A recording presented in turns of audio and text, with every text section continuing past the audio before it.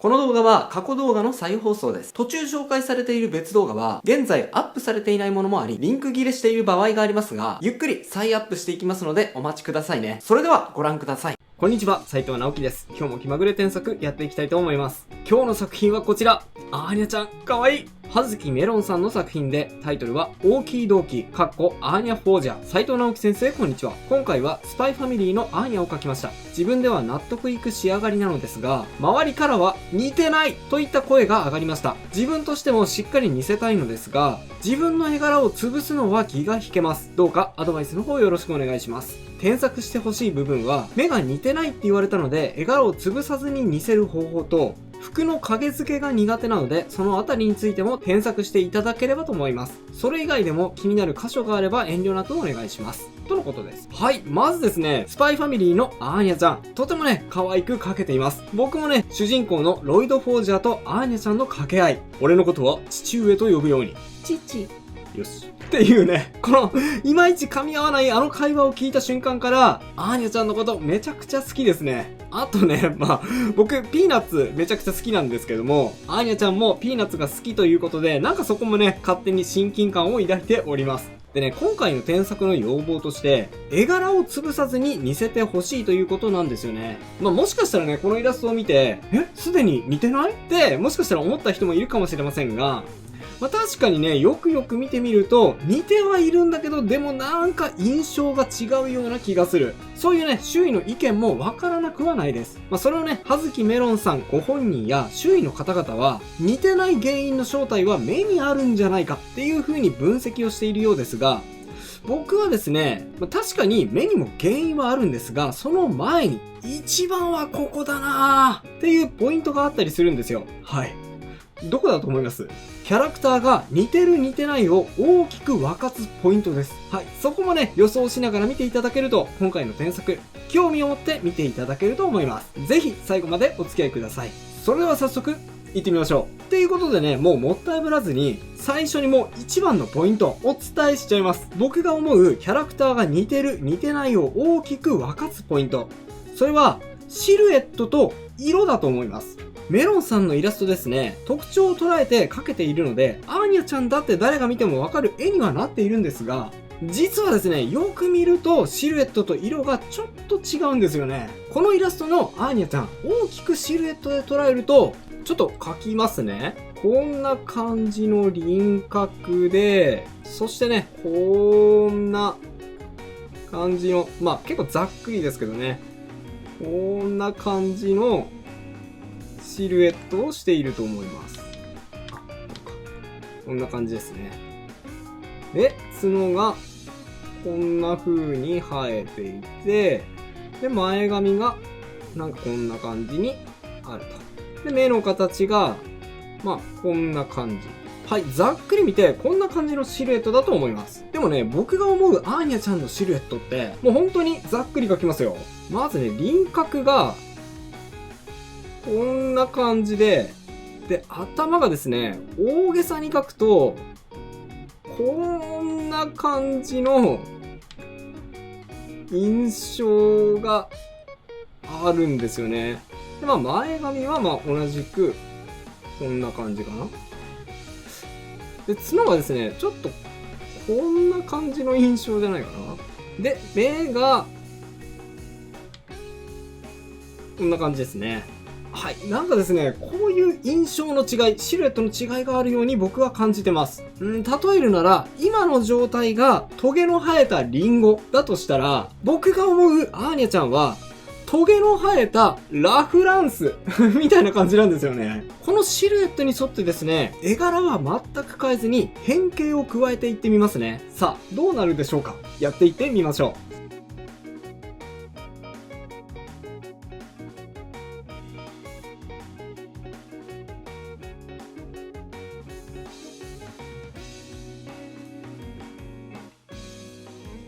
はい。まず簡単な部分として、角の位置を下に下げました。角っていうか、髪飾りですね。変更前はちょっと上に斜めに生えていたんですが、アーニャちゃん割とね、横に向かって生えている印象です。次に頭のシルエットですね。こうです。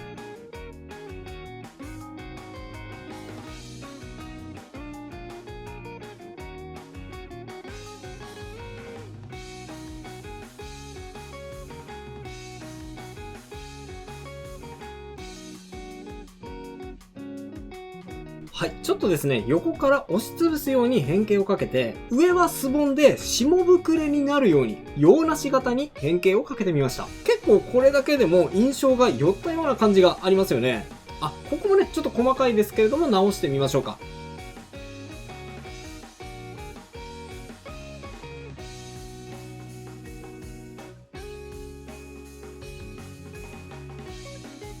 はい、少しだけね、頭を上に伸ばしました。アーニャちゃん、割とね、上に頭が長い感じなんですよね。このね、頭が上に長いことで、相対的に顔のパーツが下に寄って見えるので、子供を描くときってね、実は頭を少し上を長くしてあげると、子供っぽいバランスになって見えやすいっていうことがあると思います。あとはね、髪の毛の部分で言うと、さっき言った色です。ここですね、言葉で言ったら、ピンクっていうことになると思うんですが、ピンクはピンクでね、色としては合っているんですが、でもね、アーニャちゃんの髪色って、もうちょいオレンジ色のピンク色の印象があるんですよね。細かっ。それだけで印象変わる？そのぐらい良くない？って思った人もいるかもしれませんが、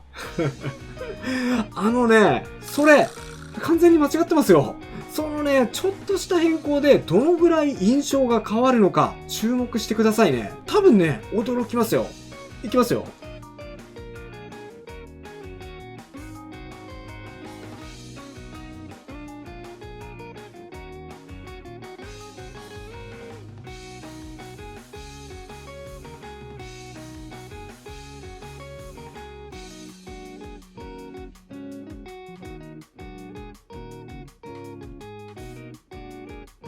はい。どうでしょう？今ちょっと髪の毛をオレンジ色に寄せただけですよ。これだけでも結構アーニャ感出ませんでした？そうそう。アーニャちゃんってこの髪色だよね。って思った人多いと思います。そうなんですよ。髪の毛の色って実はキャラクターの印象をつける上でめちゃくちゃ重要な要素なので、ここはぜひ意識してみてください。もうね、ちょっと色がずれただけでこれですからね。似せたい時には髪の毛の色をきっちり合わせに行くと、その効果は絶大だと思います。あとですね、ちょっとここ細かいんですが、前髪の影、ここはですね、こうした方がいいです。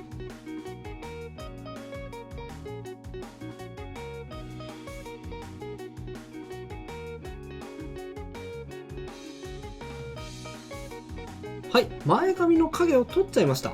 前髪の影ってですね、ちょっと説明が難しいんですけど、ここに影があるとですね、少し前髪とおでこの間に空間ができますので、それによってね、顔がちょっと奥まって見えるんですよね。そうするとちょっと影のある表情に見えちゃって、子供っぽい裏表のない表情ではなく、大人っぽくて少し心の中で何か思うところがあるような、なんかそういう含みのある感じの表情に見えちゃうんですよね。そういう意味でね、目に入る影とかも少し、完全に取らないまでも薄めてあげた方がアーニャちゃんっぽいニュアンスが出ると思います。でね、今ちょっと色のことについて添削しましたが、またシルエットの部分に戻ります。顎のラインですね。ここもこうだと思います。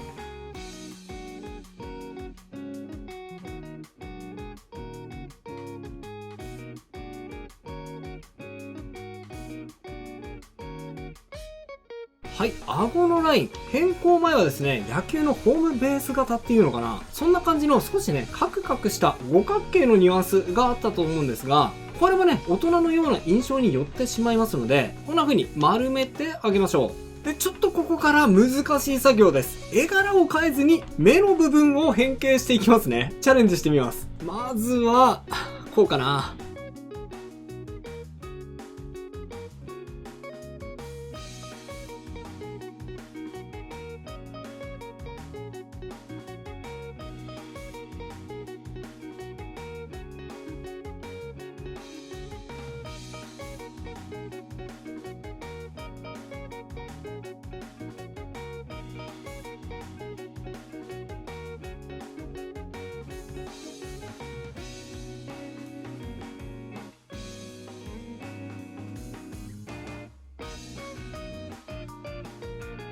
はい、こんな感じですね。ここでね、さっきのシルエットの印象の説明した形を見てほしいんですが、変形前はまん丸、もしくはね、若干継ぎ目っぽい形のシルエットだったんですが、アーニャちゃんってね、縦長の目をしていて、どっちかっていうと、垂れ目っぽい印象があるんですよね。なので、ちょっとこれを頭に入れつつ、変更前後を見てみましょうか。はい。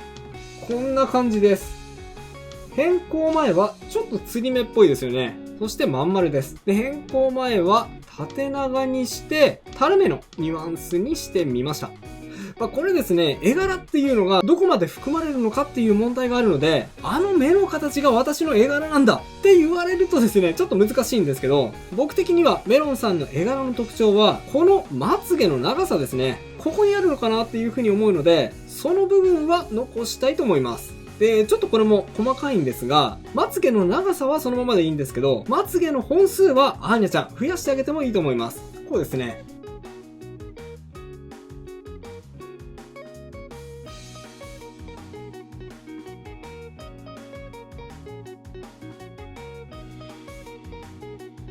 はい、元のアーニャちゃんのキャラクター的な特徴として、まつげが横に6本生えているっていうのがあると思うので、そこは揃えてあげてもいいかなと思います。あとですね、これもかなり細かい指摘なんですが、二重まぶた。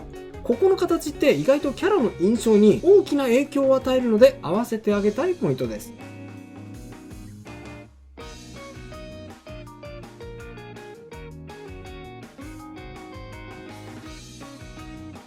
はい、こんな感じ。変更前は目から離れて横に短い感じだったんですが、これをですね、目に近づけつつ目のラインに沿うように長くしてあげました。こうした方がね、アーニャちゃんっぽさが上がると思います。目からね、二重まぶたを少し離すとですね、場合によりけりですが、これもちょっと大人っぽいニュアンスが出ることが多いんですね。さあ、細かい指摘が続きます。この眉毛の透けですね。ちょっとしたことですが、ここも直します。はい、単純にですね、眉毛。この場合は透けない方が良さそうだと僕は思いますね。はい、こっちも隠していきます。はい、こんな感じ。めちゃめちゃ細かいですけどね。こういうことでも結構ね、キャラクターって変わってきます。ちょっとね、わかりやすいように透けてない部分、この出ている部分は濃くしていきましょうか。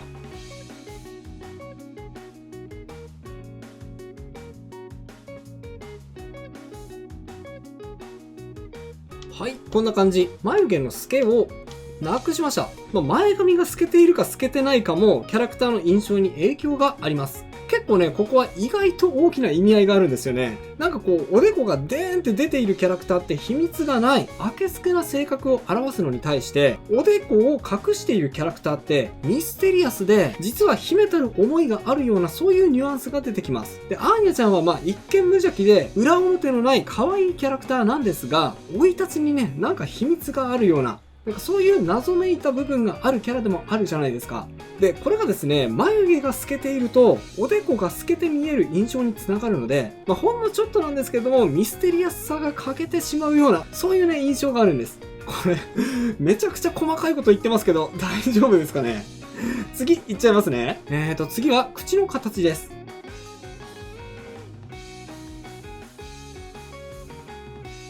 はい。いや、細かいですよね。口もですね、これは好みにもよるのかなって思うんですけど、僕の印象としては、アーニャちゃんって割とこう、ニコッとするときに、縦じゃなくて横に広がるような表情をする印象があるので、口をね、縦に潰して、横に長いような、いたずらっぽい感じを強めてみました。ちょっとこれは、好みの部分もあるかもしれないので、あんまり気にしなくてもいいかもしれません。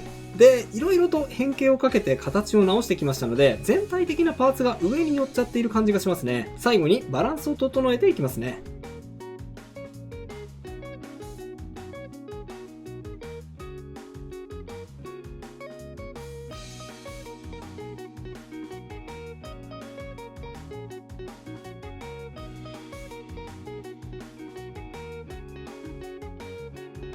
はい、全体的に顔のパーツを下に下げつつバランスを整えてみました。いかがでしょうか？特にね、絵柄を変えずにほとんど変形だけでバランスを整えてきたんですが、かなりアーニャちゃんっぽい感じ増したと思いませんか？そうなんです。キャラクターの印象が似るか似ないかってね、実はシルエットと髪色なんですよ。ここがずれてしまうと、いくら書き込みを頑張ってもですね、客観的な印象がずれてしまいますので、見た人からね、いまいち似てないなって思われることがあるんです。でもね、実はそれって逆を言えば、絵柄がどうあれ、その2点さえ印象が合っていれば、キャラクターが似ちゃうということです。キャラクターがどうしても似ないよ、もう原因がわかんないよって感じたらですね、全体のシルエットか髪色、ここをね、まずは最初に見直してみてください。それだけでかなり元キャラに似せることができると思います。さあ、では、その他の部分の添削です。ここはね、もうおまけみたいなもんですが、やっていきましょう。まずはご本人も気にされている服のシワですね。服のシワ、あんまり気になる部分はないんですが、強いて言えば、こうですかね。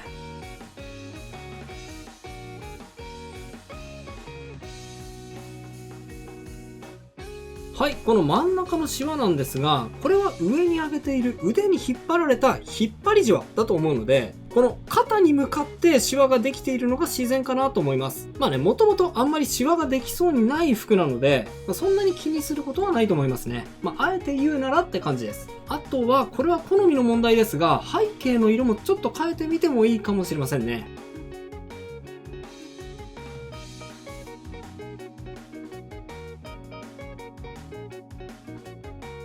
はい。同系色じゃなく補色に近いグリーンに変更してみました。補色を取り入れることで元気なニュアンスを追加できるので、これは時と場合によって好みでですね、こういう見せ方もあるよっていうぐらいに捉えてください。最後も、これもおまけです。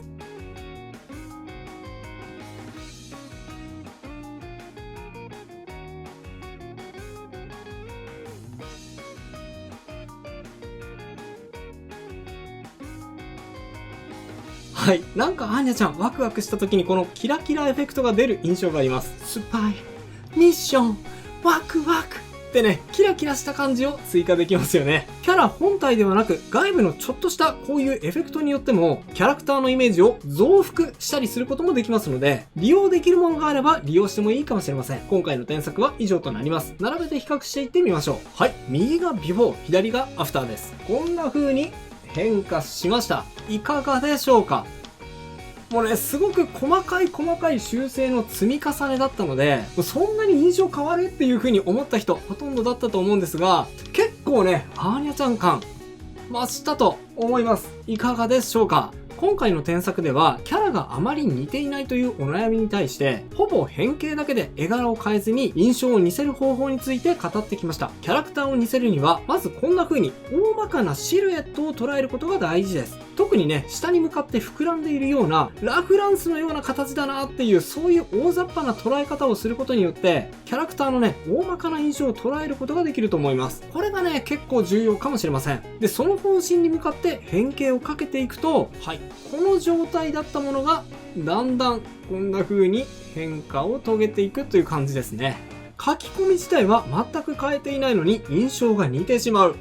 これ結構不思議ですよね。今日紹介したシルエットの整え方、皆さんも意識してみてください。それと今回はキャラクターを似せる方法についてお伝えしてきましたが、こちらの動画、ファンアートでめっちゃ大事なこと7選では、ファンアートを描くときにここは押さえておくといい感じにキャラクターが描けるよという部分についてポイントを分かりやすくまとめてお伝えしました。Twitter とかでいいねがもっと欲しいという人はですね、ここを意識すればいいねがもっともらえるかもよっていうね、そういうポイントも含まれています。興味があればこちらも合わせてチェックしてみてくださいね。それでは最後にあのコーナー、気まぐれじゃんけんのコーナーです。いきますよ。準備はいいですか？